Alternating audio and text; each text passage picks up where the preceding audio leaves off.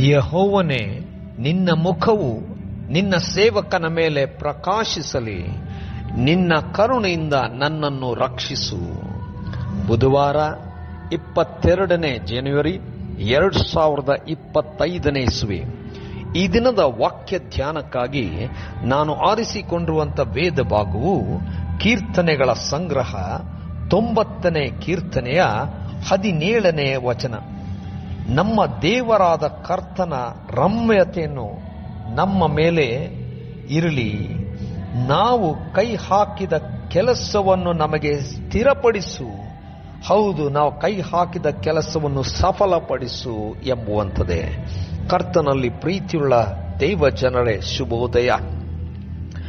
ನಾವು ಮಾಡುವಂಥ ಕಾರ್ಯಗಳು ಎಷ್ಟು ಅದ್ಭುತವಾಗಿ ಉನ್ನತವಾದಂಥ ಜ್ಞಾನದಿಂದ ಮಾಡಿದಾಗ್ಯೂ ಅದು ಸಫಲಗೊಳ್ಳುವಂಥದ್ದು ದೇವರ ಕೃಪಾವರದಿಂದಲೇ.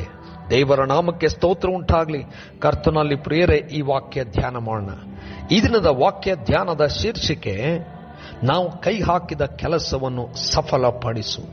ಕರ್ತನಲ್ಲಿ ಪ್ರಿಯರೇ, ದೇವರ ಮುಂದೆ ಯಥಾರ್ಥವಾಗಿ ಕೀರ್ತನೆಗಾರನು ಬಂದು ದೇವರು ತನಗೆ ಮಾಡಿದಂಥ ಉಪಕಾರಗಳನ್ನು ಯಾವ ರೀತಿಯಲ್ಲಿ ಅದ್ಭುತಕರವಾಗಿ ನಡೆಸಿದ್ದಾನೆಂಬುದಾಗಿ, ಎಲ್ಲ ವಿಧವಾದಂಥ ಭೀತಿಯಿಂದ ಕಾಪಾಡಿದ್ದಾನೆ ಎಂಬುದಾಗಿಯೂ ನಂಬಿಕೆಯಿಂದ ದೇವರ ಮುಂದೆ ಕಾಣಿಸಿಕೊಳ್ಳುತ್ತಾ ಇದ್ದಾನೆ. ಇದು ಮೋಶೆಯ ಪ್ರಾರ್ಥನೆ. ಈ ಒಂದು ಕೀರ್ತನೆಯಲ್ಲಿ ಮೋಶೆ ಅದ್ಭುತವಾಗಿ ದೇವರು ಎಲ್ಲವನ್ನು ಸೃಷ್ಟಿ ಮಾಡಿ ನಮಗೋಸ್ಕರವಾಗಿ ಅದ್ಭುತಗಳನ್ನು ಮಾಡಿದ್ದಾನೆ, ಯಾವ ವಿಚಾರದಲ್ಲೂ ನಮ್ಮನ್ನು ಕೈ ಬಿಡಲಿಲ್ಲ ಎಂಬುದಾಗಿ ಹೇಳುತ್ತಾ, ವಿಶೇಷವಾಗಿ ನಮ್ಮ ದಿನಗಳಲ್ಲಿ ನಮ್ಮನ್ನು ಸಂತೋಷ ಪಡಿಸು ಎಂಬುದಾಗಿ ಬೇಡಿಕೊಳ್ಳುತ್ತಾನೆ.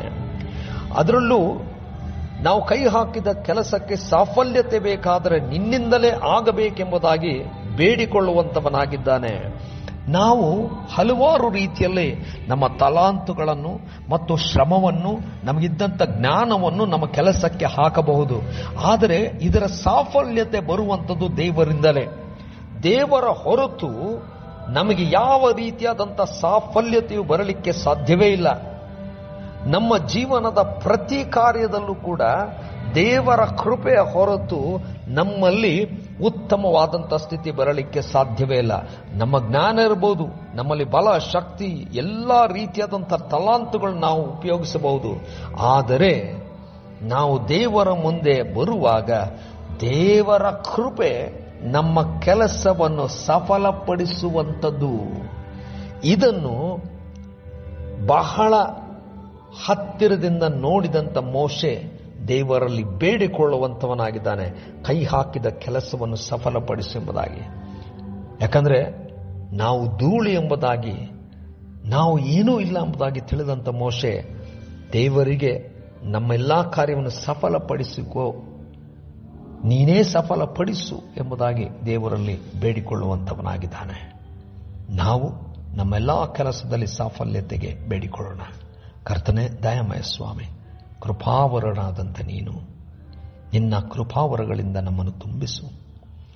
ನಾವು ಕೈ ಹಾಕಿದ ಕೆಲಸವನ್ನೂ ಸಫಲಪಡಿಸು. ಯೇಸುವಿನ ನಾಮದಲ್ಲಿ ಪ್ರಾರ್ಥನೆ ದೀನತೆಯಿಂದ ಬೇಡಿದೆವು ತಂದೆಯೇ, ಆಮೆನ್.